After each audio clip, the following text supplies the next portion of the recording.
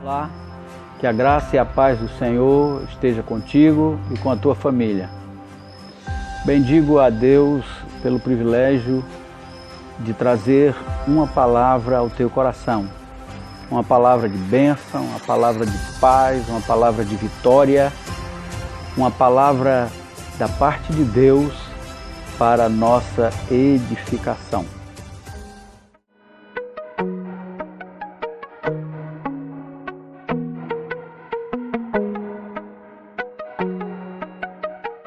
A palavra de hoje está baseada no Salmo de número 30, versículo 5, que diz o seguinte: o choro pode durar toda uma noite, mas a alegria vem pela manhã. Com certeza você já deve ter ouvido esse versículo. Ele é um versículo que traz muito conforto aos nossos corações, em especial nos momentos de aflição, nos momentos de dificuldade, nos momentos em que a gente está com o coração apertado, passando por uma provação, por uma luta. Eu quero trazer essa palavra em especial por conta desse momento que nós estamos vivendo. Um momento de aflição, um momento de incerteza, um momento de muita tristeza, um momento de choro. E eu quero, da parte do Senhor, trazer alguns ensinamentos a respeito desse versículo do Salmo 30, versículo de número 5. O choro pode durar toda uma noite, mas a alegria vem pela manhã. Amém? O primeiro ponto que eu quero salientar é que nesse versículo existem duas situações. São situações distintas. A palavra distinto significa sem semelhança, que não pode ser semelhante nem igual. Então nós temos situações distintas nesse versículo. A começar pela citação da noite e da manhã. Também do choro e da alegria. E esse versículo traz exatamente essas duas situações distintas. Isso diz para nós que a nossa vida é caracterizada por situações assim, situações distintas. Situações em que nos alegramos, situações em que nos entristecemos. E é bom entendermos como deveremos nos comportar ou o que devemos fazer para que possamos passar, em especial pelas situações difíceis da vida, tendo vitória, tendo êxito. Então, as situações, todos nós temos. Situações difíceis, especialmente. O próprio Cristo disse para nós, na palavra, que no mundo nós teríamos aflições, mas que tivéssemos bom ânimo, porque Ele venceu o mundo, dando a entender que por sua vitória, ou através de sua vitória, nós também teremos vitória. E também nos estimulando a pensar da seguinte forma: se Ele venceu e Ele está conosco, nos capacitando a vencer, significa que nós também venceremos. Então, o que eu posso dizer para você, que nas situações difíceis, nas situações de aflição, em especial as que estamos vivendo nesses dias, é bom entendermos que essa situação vai mudar. Isso vai mudar.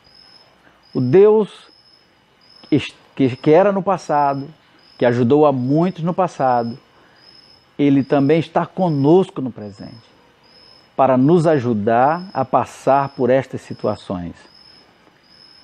Então esse salmo apresenta essas duas situações. A situação do choro, que são as aflições que todos nós passamos, e da alegria. O que eu posso dizer para você é que não desanime. Eu sei que essa situação não é fácil, não é boa, mas aguenta mais um pouco, suporta mais um pouco, porque vai passar, não será eterna, ela vai passar.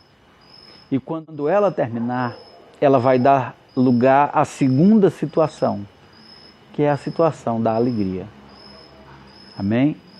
Então nós entendemos que essas situações, em especial nesse versículo, ela é caracterizada por dois períodos. Que são esses períodos? São momentos da vida. Um período significa um intervalo de tempo caracterizado por fatos ou situações. São momentos da vida. Esses momentos da vida têm começo, meio e fim. Teve hora para começar, mas vai ter hora para terminar. Em especial, estes momentos que estão tirando teu sono, tua alegria, tua paz, e que, junto com essa aflição, está trazendo até pensamentos negativos, terríveis, até mesmo, quem sabe, de suicídio.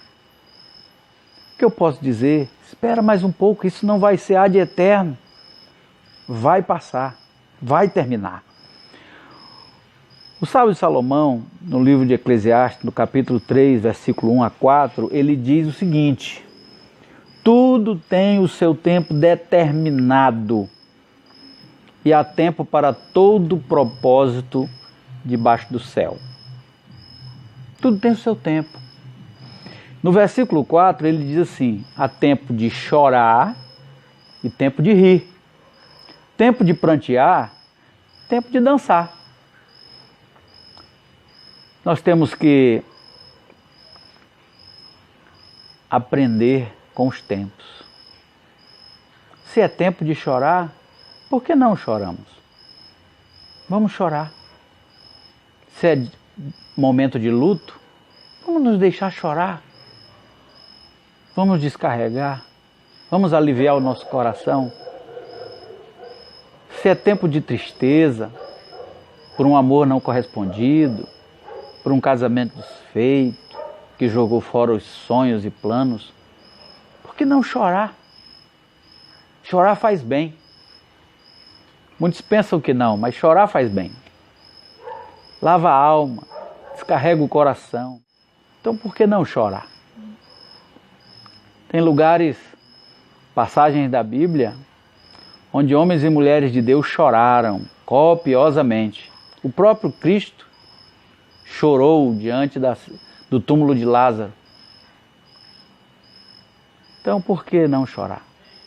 Vamos viver cada tempo, cada momento, mas tendo a certeza de que o momento do choro não vai ser o final da história. A nossa história não termina em choro, em pranto, em lágrima, em noite de trevas. Em Cristo Jesus a nossa história tem um final feliz. Observe. O terceiro ponto que eu quero salientar desse versículo é que a noite e a tristeza, o choro, vem antes da manhã e da alegria. Isso mostra para nós que o final vai ser melhor. O livro de Eclesiastes, no capítulo 7, no versículo 8, diz que melhor é o fim das coisas do que o princípio delas. Muitas vezes nós começamos as coisas com muito afinco, com muita dedicação, mas à medida que o processo vai avançando, nós vamos desvanecendo, perdendo o ânimo, e o final não é tão glorioso como o começo. Todavia, quando o final é muito bom, a satisfação é muito maior. É melhor o fim das coisas. Comece bem, mas termine melhor. Se dedique durante todo o processo para que o final seja melhor. Para que você possa olhar para trás e dizer, poxa, fiz uma coisa boa. Com certeza, os arquitetos e engenheiros, quando passam perto daquele prédio, daquele monumento, daquilo que um dia foi um projeto, se orgulham de vê-lo sólido, bem feito, bem acabado, bonito. Então, o fim das coisas é melhor do que o começo. Nessa passagem, o começo das coisas é tristeza, é choro, trevas, é pesado, né? Quem nunca passou uma noite mal dormida, com preocupação, com dificuldade? Mas o final dela é alegria. Os primeiros raios de sol trarão consigo a alegria. Já prestou atenção como à noite as coisas têm a tendência a piorarem? Se você tem uma dor no ouvido, no dente, seja lá onde for, à noite parece que intensifica mais. A noite fica então longa. Se você está tendo algum problema, parece que de noite a preocupação recai sobre os nossos ombros de uma forma mais pesada. Mas quando o dia nasce, parece que renova-se a esperança e o peso, se não todo, mas uma boa parte vai embora. Que bom que cada dia, apesar de ter o seu mal, os dias são períodos que nos trazem um novo ânimo, uma nova esperança. Cada nascer de sol traz consigo a esperança da alegria. Então tenha absoluta certeza de que nessa história, e em especial nesse versículo, a alegria é o fim da história. A alegria do Senhor, diz a palavra de Deus, é a nossa força, é aquilo que nos fortalece, é aquilo que nos anima, que nos impulsiona. A alegria do Senhor é a tua força. Procura então conhecer a Deus se você ainda não conhece. Ele quer ser achado por cada um de nós.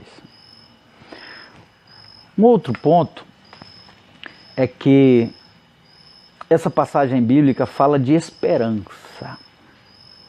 Que palavra bonita, né? Esperança. A gente sempre tem a esperança na cor verde. Esperança. Provérbios capítulo 13, versículo 12, diz o seguinte: a esperança, quando demorada ou adiada, ela enfraquece ou desfalece o coração. É verdade, quando a gente espera uma coisa ansiosamente que demora demais a chegar ou a acontecer, a gente então desanima, às vezes até desiste daquilo que a gente tanto espera. Mas a mesma passagem diz assim, ó: mas o desejo atendido, aquilo que você espera, de repente acontece, é árvore de vida. Então ela renova, rejuvenesce, dá novo ânimo, porque o desejo atendido é uma esperança que se concretizou. E a esperança tem uma ligação muito íntima com a alegria. Provérbios 10, 28, sábio Salomão diz o seguinte, ó: a esperança dos justos é alegria. Então há uma ligação muito grande e muito íntima entre a esperança e a alegria. Só que tem um detalhe: dos justos. Talvez você esteja perguntando, mas quem é justo? A palavra de Deus diz que Jesus morreu na cruz do Calvário, ressuscitou ao terceiro dia para a nossa justificação. A palavra justificação significa tornar o injusto justo, aceitável, diante de Deus. Então, a esperança dos justos é a alegria. É interessante observarmos uma coisa, que tem outra coisa que é muito íntima da esperança, é muito ligada à esperança. Na carta aos Hebreus, no capítulo de número 11, a Bíblia Sagrada diz que a fé é a certeza das coisas que se esperam e a prova daquilo que tanto se deseja, mas que ainda não se vê. Então, a fé é a certeza sólida, firme, daquilo que esperamos. Que coisa boa, né? A alegria, a fé e a esperança estão interligadas, estão relacionadas. A fé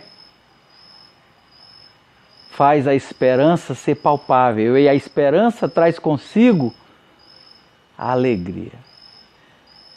E a alegria é o que vem pela manhã, depois de toda uma noite de choro. A alegria, a esperança e a fé, essas três coisas virão ao teu encontro quando esta situação, quando esse período terminar, esse período de tristeza, de choro, de pranto.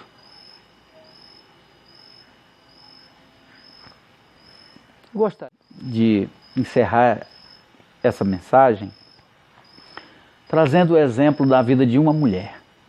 O nome dela é Ana. A sua história se encontra no primeiro livro de Samuel, do capítulo de número 1 e o capítulo de número 2. Samuel está no Velho Testamento. O capítulo 1, preste bem atenção, o capítulo 1 de 1 Samuel é o capítulo da noite da vida de Ana. É o capítulo do choro. É o capítulo das dores, das privações, da humilhação dentro de sua própria casa, de uma luta que durou quase 10 anos, que nós podemos chamar de um deserto, uma dificuldade, uma provação. O capítulo 1 de 1 Samuel conta a história de Ana. Ana era casada com um levita que morava nas montanhas de Efraim, por nome de Elcana. Porém, um certo dia, Elcana resolveu colocar uma segunda esposa dentro de casa. Não deveria tê-lo feito, apesar, mesmo porque ele era um levita, tinha que dar exemplo. Mas ele colocou uma segunda esposa dentro de casa e essa esposa foi uma tormenta na vida de Ana. A segunda esposa conseguia dar à luz a filhos para Elcana. Mas a Bíblia diz que o Elcana tinha preferência por Ana. Só que o capítulo de número 1 diz que Deus havia fechado. Olha, foi Deus. Não foi um problema que Ana teve. A Bíblia diz que foi Deus quem fechou a madre de Ana. Quando eu li esse capítulo 1, eu fiquei perguntando para Deus, Deus, o Senhor causou todo esse problema para Ana, por quê? Era mais fácil o Senhor ter permitido que essa mulher tivesse filhos, ter tido alegria com seu marido, não ter dado motivo para outra, ficar pegando no pé dela, humilhando todos aqueles anos, causando aflição, desgosto, tristeza profunda, que a palavra diz que ela teve tristeza profunda, agonia de alma, aflição de espírito. Ela teve problema nas 3 áreas da vida, no corpo, na alma e no espírito. Tudo por causa de uma tristeza não resolvida, uma situação não resolvida, tudo porque não dava à luz filhos. Todos os anos Elcana saía das montanhas de Efraim, ia para Siló, onde estava o tabernáculo pela primeira vez edificado, já na Terra Santa, ou na Terra Prometida, e eles iam todos os anos em peregrinação até Siló, e lá eles participavam de um momento de comunhão, só que todas as vezes Ana era zombada, acossada pela sua rival Penina. E isso trazia tanta tristeza para Ana que ela não comia, ela não se divertia. Mas Ana tomou uma atitude. Ana resolveu lutar contra a situação. Na noite do choro, nós não devemos ficar de braços cruzados. Se não pudermos fazer nada, se nos fugir a possibilidade de fazer alguma coisa com as nossas mãos, com o nosso intelecto, com a nossa capacidade, não nos falta a possibilidade, o recurso de invocarmos a Deus para que a situação mude de figura. Se você não pode fazer algo com as suas mãos, foge à sua capacidade, fale com Deus. Se jogue nos pés do Senhor e espere em Deus, porque Deus é aquele que ouve o clamor do aflito. Deus é aquele que está com os ouvidos atentos ao clamor do seu povo. A palavra de Deus diz que ao gemido e a um coração quebrantado e contrito, Deus jamais se furtará a observar e a atender. Então Deus está te ouvindo nesse momento de aflição. Ele pode te socorrer. Mas eu não posso fazer nada. Melhor ainda, fala com Ele, porque Ele, nas questões impossíveis, Ele é mestre, Ele é doutor nas causas impossíveis. Então deixa com Ele, deixa que Ele trata. Ana resolveu invocar o nome do Senhor. Durante a noite de choro e de pranto, é importante que a oração e o clamor estejam presentes. Não tenha vergonha de falar com Deus quando você estiver com problemas. Ah, mas só busca a Deus no problema. Não, busque a Deus, com problema ou sem problema. Busque a Deus. Ah, mas eu não sei fazer uma prece, eu não sei fazer uma oração, uma reza. Mas Deus conhece a intenção do teu coração. Faz como naquela canção, já que tu não sabe rezar, mostra pelo menos o teu olhar para Ele. Fala com Ele através da expressão dos teus olhos, do teu rosto. E Deus, que conhece o teu coração, vai entender a tua oração. Fala com Ele nessa hora de dor, nessa noite de choro. A noite que caracteriza as aflições, ela também pode ser chamada de deserto, por causa da provação. Só que o deserto é um lugar interessante, é um lugar de morte, um lugar de privação, mas é um lugar onde Deus se revela. As maiores revelações de Deus se deram no deserto. O deserto é um lugar para ficar a sós com Deus. É um lugar onde Deus fala, onde Deus se revela. Então, nesta noite de aflição, nesta noite de pranto, nesta noite de agonia, de choro, esta noite é a situação, é o momento certo para ter um encontro com Deus. Para falar com Deus, para receber uma palavra da parte de Deus. Pode até ser que Ele não fale com você durante esta noite, mas eu duvido você se levantar da presença dEle que não seja confortado e transformado. Porque a palavra diz que Ana se ajoelhou no tabernáculo de Siló e resolveu invocar a Deus. E quando ela se levantou daquela oração, ela já estava completamente transformada. Toda a tristeza tinha saído de dentro do seu coração. E ela levantou outra mulher com alegria, com disposição. E ela foi ao encontro do seu marido. Ela já não conseguiu mais ouvir as zombarias de Penina. E a Bíblia diz que ela se alimentou, bebeu, se alegrou. E o marido ficou maravilhado com Ana. Ele já era apaixonado por ela, amava a Ana. Quando ele viu aquela Ana diferente, aquela Ana com com brilho nos olhos, na face, nos cabelos. Por que a tristeza? A tristeza, se for uma mulher, deixa a mulher feia. Semblante caído, os olhos opacos, os cabelos secos, sem vida. Mas a alegria não, é diferente. A alegria é um grande cosmético, é um grande tratamento. Então, quando ele viu Ana feliz, ele reparou em Ana. E a Bíblia diz que ele a conheceu, se envolveu com a sua esposa. E a Bíblia diz que o Senhor lembrou de Ana. Lembrou-se Deus dela. E ela concebeu, no tempo certo, concebeu. E deu à luz a Samuel. Ela colocou o nome do menino de Samuel. A palavra Samuel significa a resposta de Deus. Sabe por quê que ela colocou esse nome? Porque de fato Samuel era a resposta da sua oração.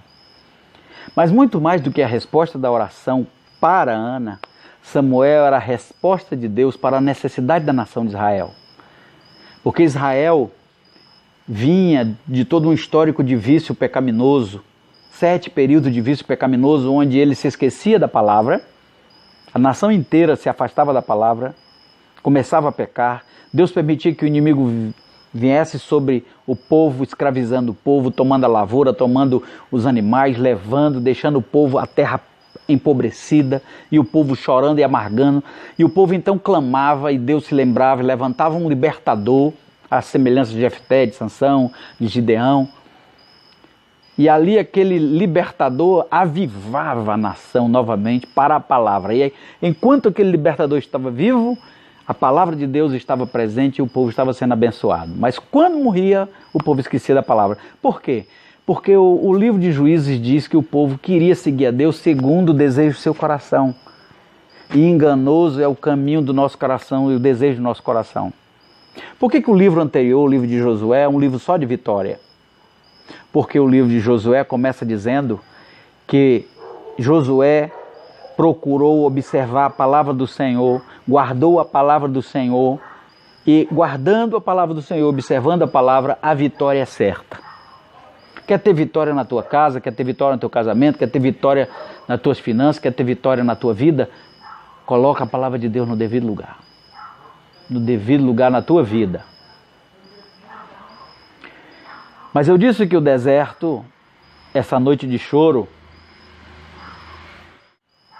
Samuel era a resposta de Deus para a solução do problema de Israel. Era a solução do problema pecaminoso de Israel. Samuel simplesmente foi um profeta, um levita, um juiz, um sacerdote. Um homem exemplar. Um homem que mudou o seu tempo. Aí a gente começa a entender por que Ana teve algumas privações. Por que o Senhor cerrou a madre de Ana. Porque Deus tinha planos na vida de Ana. Assim como tem planos na tua vida, na minha vida. Às vezes não entendemos as privações que estamos passando agora, mas lá na frente vamos compreender que Deus está querendo gerar Samuel através da tua vida. Alguém que vai mudar a história da tua nação. Alguém que vai mudar a história da nação.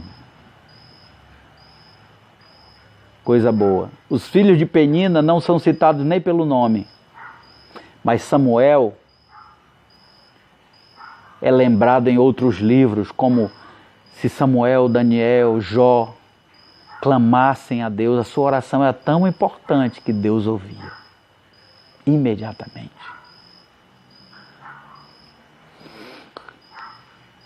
Quando Samuel nasceu, Ana resolveu desmamá-lo. Levou 3 anos para que Samuel fosse desmamado, porque ela fez um voto de que quando Deus lhe desse um filho varão, ela entregaria esse filho, consagraria esse filho para o serviço da casa do Senhor. Então ela entregaria o garoto lá no tabernáculo ao sacerdote Eli. E após 3 anos foi exatamente o que ela fez. Quando todo o povo desceu para ir adorar a Deus em Siló, Ana desceu. Ana foi também e levou Samuel. Fez uma roupa linda para ele e levou Samuel para entregá-lo ao sacerdote. O capítulo 2 de 1 Samuel é o capítulo da manhã de Ana, é o capítulo da alegria de Ana, completamente diferente do capítulo 1. É o capítulo do riso frouxo, é o capítulo da aprovação, é o capítulo da vitória, é o capítulo da vitória, da celebração. Enquanto o capítulo 1 é o capítulo do deserto, da prova, o capítulo 2 é o capítulo do santuário, onde Ana está no santuário. O capítulo 1 é o capítulo da revelação do Senhor no deserto, da provação. O capítulo 2 é a exaltação do Senhor no santuário. Invoca a Deus na tua angústia, Ele vai ouvir o teu clamor e vai te livrar. E tu vai glorificar, diz a palavra, a esse Senhor. Ana, no capítulo 2, logo no início do capítulo, diz assim: então orou Ana. Interessante que a oração está exatamente nos 2 capítulos. É comum aos 2 capítulos. A oração está no choro, na prova, na noite de agonia, uma oração de petição, de lágrimas, de quebrantamento, de insistência, de voto. Mas a oração está no capítulo 2, que é o capítulo da alegria, como a oração de agradecimento, a oração de festejo, a oração de alegria na presença do Senhor. A oração do justo nos 2 momentos. Agradecer a Deus é importante. A palavra de Deus diz: reconhece-o em todos os teus caminhos e Ele endireitará as tuas veredas. Se o teu caminho está passando pela noite de provação, de choro, reconhece-o. Se está no caminho da alegria, no santuário, reconhece-o também. Reconhece a Deus. Exalta o Senhor. Esse capítulo diz assim: Ana disse: o meu coração exulta ao Senhor e o meu poder está exaltado no Senhor. A palavra exultar significa uma alegria tão grande que extrapola os limites. Você não consegue esconder que está alegre. Então todo mundo via, percebia a alegria de Ana. É isso que Deus faz quando a manhã chega com alegria. Não dá para esconder a alegria do Senhor que nos fortalece. Não dá para esconder o que Deus faz por nós. Não temos que esconder mesmo. Nós temos que mostrar a todos que o Senhor, nosso Deus, é a nossa alegria. Por isso que o apóstolo disse lá em Filipenses: alegrai-vos no Senhor, outra vez vos digo, alegrai-vos. Vamos para a conclusão. O Salmo 37, versículo 3 a 7, diz o seguinte para nós: confia no Senhor e faze o bem. São alguns conselhos. Confia no Senhor e faze o bem. Habitarás na terra e verdadeiramente serás alimentado. Confia no Senhor e faz a tua parte. O mundo tem muita maldade, já está cheio de maldade. Vamos fazer o bem. Vamos confiar no Senhor. A incredulidade está muito grande no mundo, mas vamos fazer a diferença. Vamos confiar nele. O versículo 4 diz: alegra-te também no Senhor, deleita-te também no Senhor. Ele não nos convida para uma fé, para uma servidão triste. Esse não é o nosso Deus. Nosso Deus nos chama para a alegria. E te concederá o desejo do teu coração. Deus tem prazer de conceder aquilo que você deseja, aquilo que você precisa. Se a tua alegria é o Senhor, então te prepara, porque Deus vai conceder o desejo do teu coração, está escrito. O versículo 5 ainda diz assim, entrega o teu caminho ao Senhor, É importante esse detalhe, porque muitas vezes queremos a bênção, queremos a vitória, queremos a alegria, queremos a felicidade, mas não queremos o Deus que nos traz alegria, vitória e felicidade. Entrega, pois, o teu caminho a Ele, deixa Ele dirigir tua vida, diga para Ele agora, eu quero que o Senhor dirija a minha vida, eu quero que Tu seja o meu Salvador, o meu Deus. Ele vai ter prazer em dirigir a sua vida. Confia nele. Essa noite de trevas vai passar, vai parar, vai se acabar. Porque Ele tem o poder de fazer, porque a palavra diz, confia nele e Ele o fará. Ele fará sobressair a tua justiça como a luz. A tua justiça será como o brilho da luz do sol. E o teu juízo como se fosse o sol do meio-dia. Esse Deus é tremendo. Descansa no Senhor e espera nele. Espera no Senhor. Confia, deleita-te, entrega-te e descansa nele. A alegria vem pela manhã. Creia nisso. Recebe essa palavra da parte do Senhor nosso Deus. Eu quero orar por você agora. Pai bendito, Tu me deu o privilégio de trazer esta palavra, mais uma palavra. Pai, abençoa esta vida que está acompanhando este vídeo, cobre com Teu sangue. Está passando por lutas e por agonias, lhe dê força, lhe dê graça, lhe dê ânimo. Lhe dê, Senhor amado, a alegria da Tua salvação. Ó Deus, para que ele possa avançar, crescer, superar. Seja com ele nesse momento de aflição, nesse momento de dor, para que ele possa romper toda a noite de tristeza, recebendo a Tua revelação, mas possa ver também o brilho do nascer do sol, de uma nova manhã, e com ela a alegria da Tua vitória.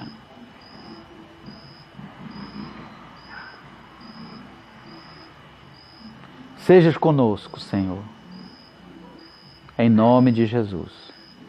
Amém. Amém? Se você gostou, inscreva-se aí no nosso canal, dê o seu like, manda aí um comentário pra gente, a sua sugestão, ativa o sininho para receber novas postagens, nós vamos colocar ainda muitos estudos aqui, se Deus permitir. E eu agradeço a você. Fica na paz, que o Senhor continue te abençoando. Amém.